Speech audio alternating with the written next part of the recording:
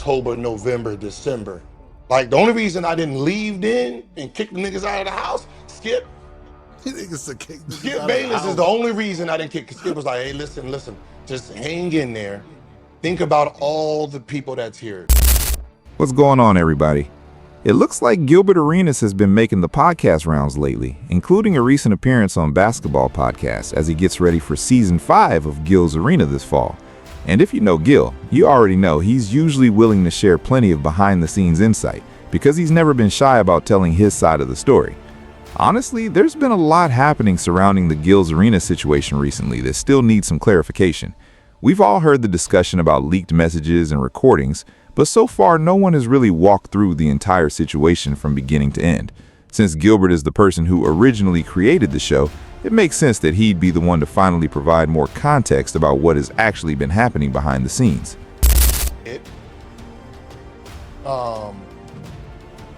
Which came out of nowhere, you know what I mean? And sometimes people decide that they want to take advantage of situations. And we had we had a new guy that came in. I'm not gonna use his name right now. I still need some things.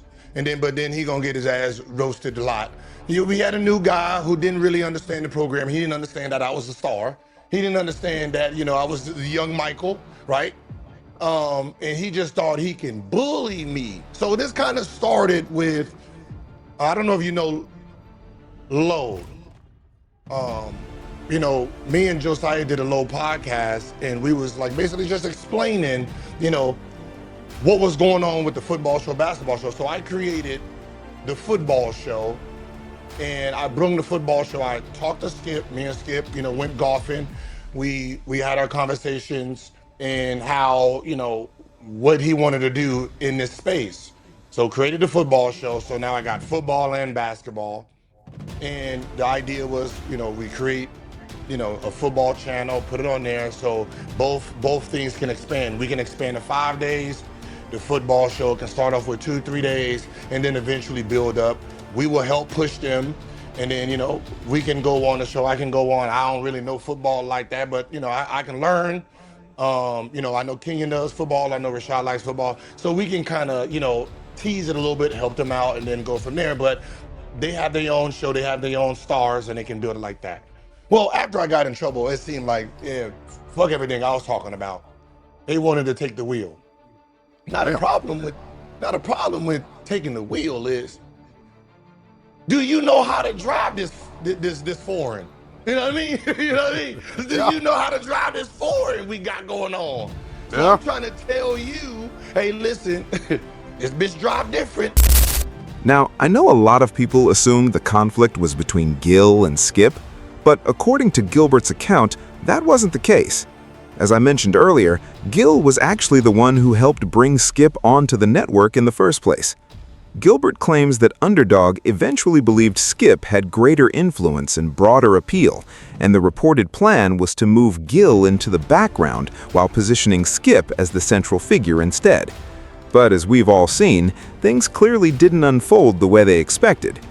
Gil's Arena was Underdog's biggest show, so it's hard to see how anyone could expect the formula to keep producing the same results without Gilbert at the center of it. From a business standpoint, that decision never really made sense to me because, like many viewers, I was tuning in specifically to hear Gil's perspective. The formula was already working. There wasn't much reason to come in and start changing what had already proven to be successful. It's kind of like that local restaurant everyone has back home, the place you could always count on because the food was consistently great. Then someone new buys the business, or it becomes more popular, and they start changing recipes, updating the menu, or doing things differently. Before long, it just doesn't taste the same anymore. I can think of several places where I've watched that exact thing happen, and honestly, that's a lot like what Gilbert says happened with Underdog. According to his account, new decision makers came in believing they could improve the show, but in the process they ended up changing parts of a formula that never really needed fixing in the first place. So I said, so let me make this make sense. The #1 sports show that's doing 50 million views a month is gonna get 2 days in the middle of the week. Wednesday, Thursday. So that means after Thursday, we're not gonna talk again until motherfucking next Wednesday. That's tough. So we're not we're so possible. we're the last group to talk to sport. Okay, all right, no problem. And then from there, it's like, all right, Joe, Gil, you disparaged us. Right, this is the new guy. This is not Underdog. This is not Underdog. This is somebody they hired who thought that. And Gil, this is all after the indictment shit, though, right? Mm-hmm. Okay. Yeah, so this is a guy who he's trying to make his name. Remember, he's coming in new. He's coming in on Gil's Arena. We got all the goddamn awards. He ain't got shit, so he's trying to make his name. So basically, coming in saying, hey, I can do the same thing but for cheaper. So if he gets my contract cheaper, so basically he made me reduce myself 40% to keep my job. Same thing with Joe, right? They wanted to fire McCants. And I'm like, well, if you're gonna attack Gil's Arena for the football, I'm standing on Gil's Arena. So if you watch the beginning, I stopped doing the football show. I'm standing on my side. Yeah. Right? I'm not gonna do no more football episodes. I'm gonna stand on my side, right? And what I do know is I control a lot of movement. Meaning, if I don't wear the brand, if I don't collab with the posts, you're not gonna get no traction. You're not gonna go viral. Right? I got the page. I am the social media guy that you need to push.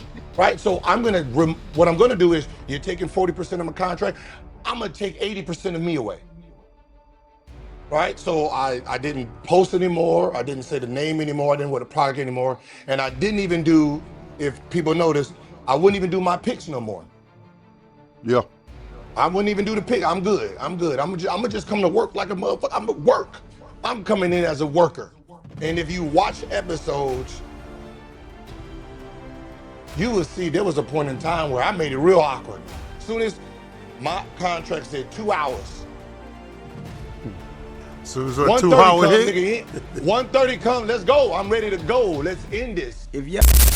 If you remember, there was a stretch when Gil's Arena was being filmed live from Gil's basement, while Gil was reportedly upstairs playing 2K, Madden, or Call of Duty during the breaks, which is honestly wild to think about now.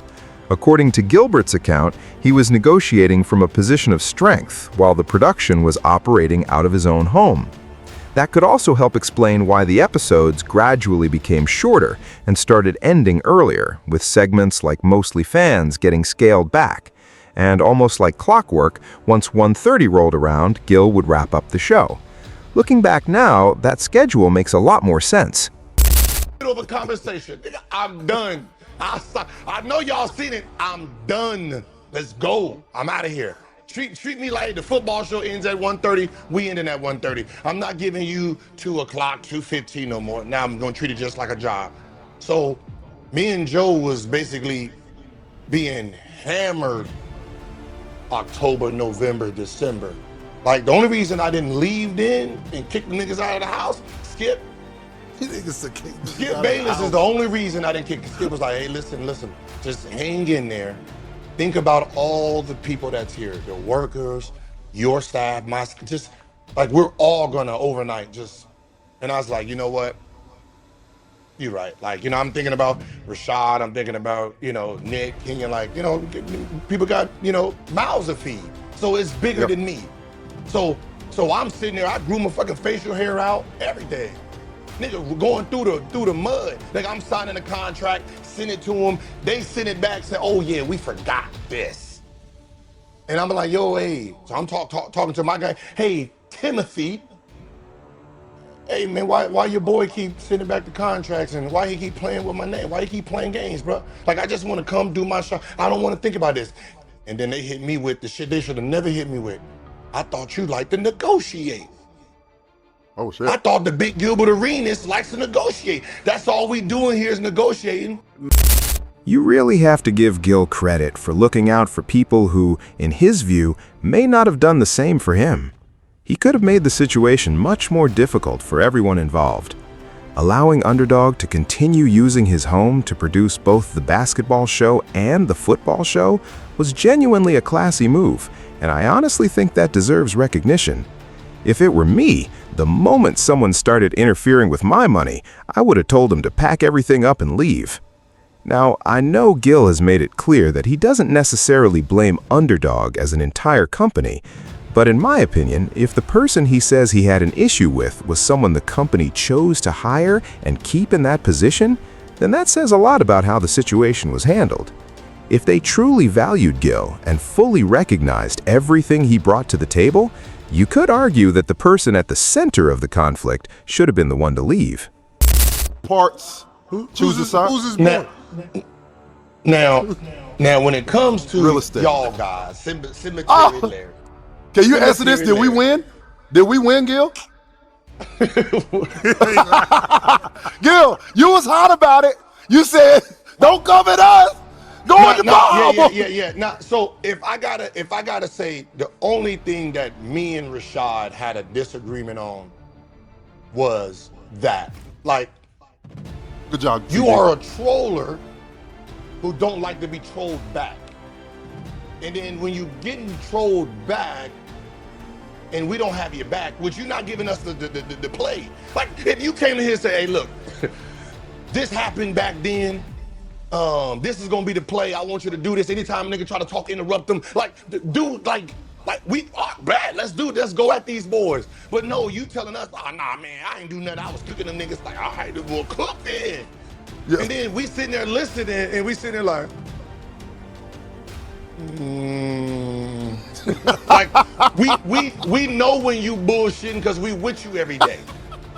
So you sitting here, we sitting here like, and now we want to be petty now. Like, we want to.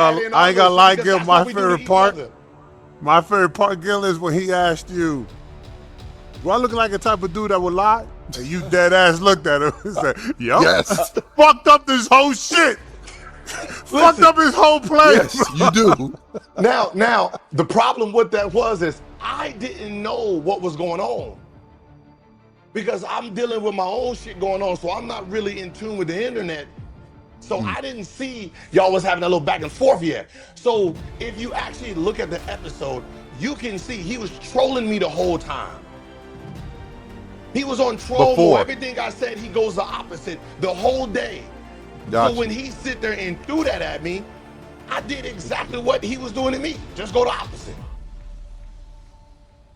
Do you think I'm a quitter? Yeah, for sure. For sure. Nigga, I play video games with you. You quit. Right? Like we on the basketball court, you quit. You get a win, you quit. You ain't running it back. So yes, by the definition, yeah. So that's what I'm going off of. I don't know he got a speech coming up.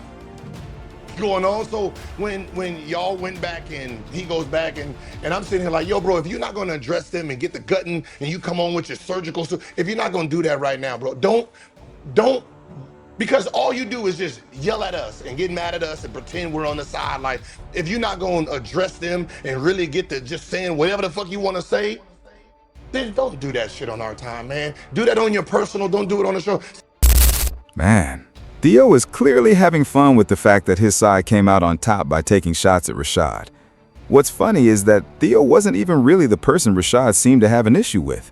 Most of Rashad's frustration appeared to be directed toward Raymond Felton and Charlie. But I guess Theo was close enough with those guys that he decided to step into the middle of it anyway. And honestly, that's probably exactly the kind of support Rashad expected from his podcast brothers. But this is where things feel a little different. It doesn't come across like they're laughing with Rashad as much as they're laughing at him. That doesn't make Rashad a bad person by any means. At the same time, though, it seems like there are still some things he needs to work through. He's grown now, and if he made the decision to quit, then just own it and stand by it. It's 2026, bro. You don't have to keep hiding behind the chains or the designer image. Eventually, people are going to see you for who you really are, and that's okay. Like I've said before, none of that makes you a bad person. You went on 7 a.m. in Brooklyn. 7 a.m. in Brooklyn. 7 p.m. 7 p.m. 7 My fault. p.m. Damn. Good. Damn. That nigga not gonna be up in the morning. Shout out to Mello. And you said what you had to say, but then there was a tweet after you went on there. What do you think about this tweet right here? What tweet? Oh, Gil? See, the problem with Rashad is this. He don't know. Like, he tells you exactly, I just come to work. I do my part. which the downfall was he did his part well. He did his job well, but you're doing your job at the wrong time. You're not reading the room. That was the problem. You're not reading the room. You're not reading what's going on. Like you don't see they trying to take over. You don't see they trying to blend the couch. You don't see that you and Skip are saying the same thing. Like you know what I mean? Like you's a shooting guard, and he's a shooting guard too, bro. Right? He ain't the point guard. He ain't the small forward. He's a shooting guard too. So if y'all both are LeBrons, you like LeBron, and you're doing this, that means you guys need someone to go at. It's not you two going at each other. Y'all are aligned. He was your replacement, and you're not seeing it. So what I decided to do is, if you ever seen it, I wasn't really on with Skip. See, me and Skip, we talked. So he already knew I was gonna miss episodes when he was on. I needed them to see that who's the back and forth between you two. Y'all now got to create fake enemies, which y'all already established. Y'all don't like LeBron. You don't like the Lakers. You don't like this. Y'all both are the same. He just does it better because he researches. Man, it's wild to think that Rashad may not have realized the biggest challenge was sitting right behind him the entire time.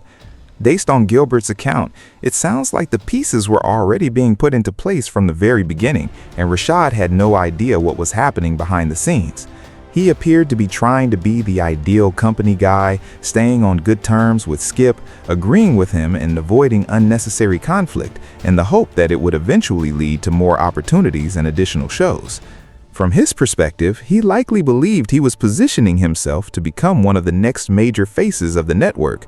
But according to the way Gilbert describes the situation, what Rashad may not have realized was that he was sitting directly across from the person who could eventually replace him. Because if Gilbert's version of events is accurate, the plan was for the show to continue moving forward, with or without Gil. About me and you. That's not this year, bro. This is what we had before is not the same thing now. All that over talking while Skip was in the room, that's not how Skip works. This ain't show. This is not our show anymore. They're trying to present another show, and Skip is the star. And you need to look and open your eyes. What was your position or your mindset when you saw Rashad with the Underdog T-shirt, the hat, the whole costume from head to toe? Did did you feel betrayed at that moment, or you were No. See, me and Underdog, and when I say Underdog, I mean the CEO Jeremy, his guys, you know, and women, you know, Katie, Nick, all those guys, beautiful people, man. They are amazing people, right? The guy they hired to run the department that I was in, that's not a good guy, right? And he doesn't represent them because he had his own intentions, and his own intentions was he needs to prove who he is. So he's doing it his way. This is Liam, right? Yeah. Okay. So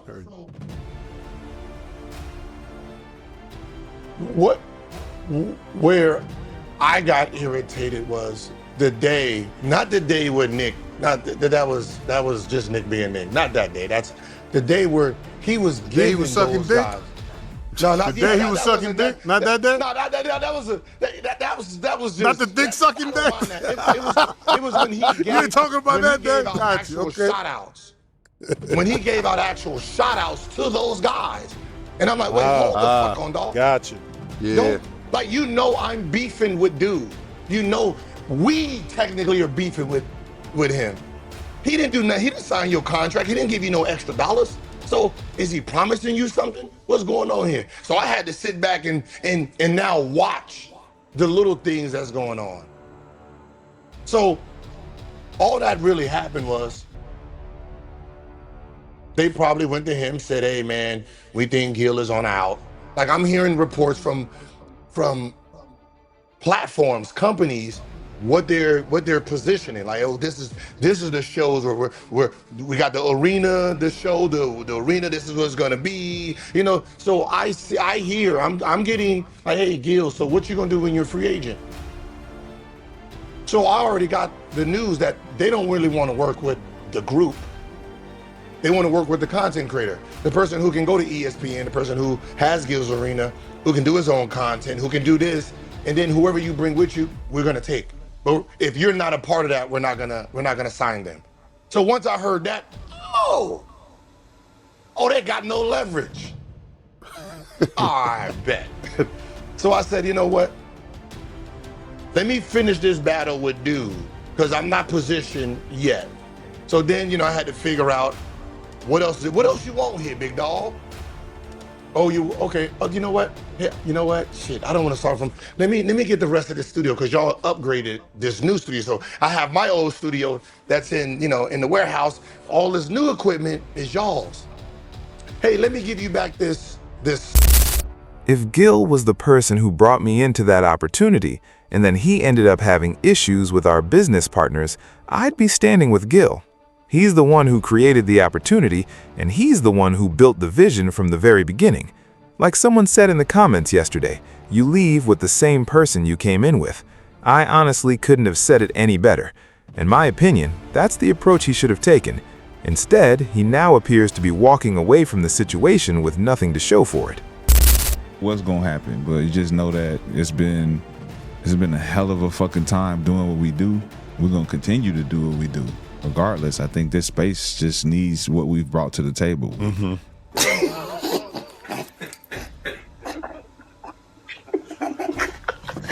Hey, hold on, this shit ain't funny. It ain't funny, but it is. Honestly, man, it really sounds like there was a lot happening behind the scenes. You had me thinking one person was being painted as the snake, executives were allegedly making moves behind closed doors, and Gil was quietly sitting back while planning his next move. But there's still one thing I can't wrap my head around. Why doesn't Gil seem to hold Underdog itself responsible if, according to his account, one of the company's own executives helped create the situation they're dealing with today? It's hard for me to believe that someone could be putting together questionable contract decisions and creating tension with the company's biggest star without leadership either knowing about it or approving it. To me, it feels similar to the Nico Harrison situation. It's difficult to imagine a general manager trading Luka Doncic without ownership or the people above him signing off on a move that significant. That's something worth thinking about, because from the outside looking in, it raises the question of whether company leadership may have been supporting someone else all along, presenting one message publicly while making different decisions behind the scenes. But regardless, Gil's Arena, powered by Underdog, had a great run while it lasted. I honestly don't think we're ever going to see that exact same group sitting together on the same couch again. Even so, they gave fans a lot of genuinely entertaining moments over the past few years. And with all of that said, I'm definitely looking forward to seeing what Season 5 of Gil's Arena has in store. Now, Rashad McCants was already frustrated after Gilbert appeared on the 7 p.m. in Brooklyn podcast, so I have a feeling he's probably getting ready to respond to all of this as well. We'll definitely be watching to see what happens next. Let me know what you think in the comments below. Don't forget to subscribe, leave a like, and turn on notifications so you don't miss the next update. I appreciate everyone who watched and continues to support the channel. I'll see you in the next video. I'm out.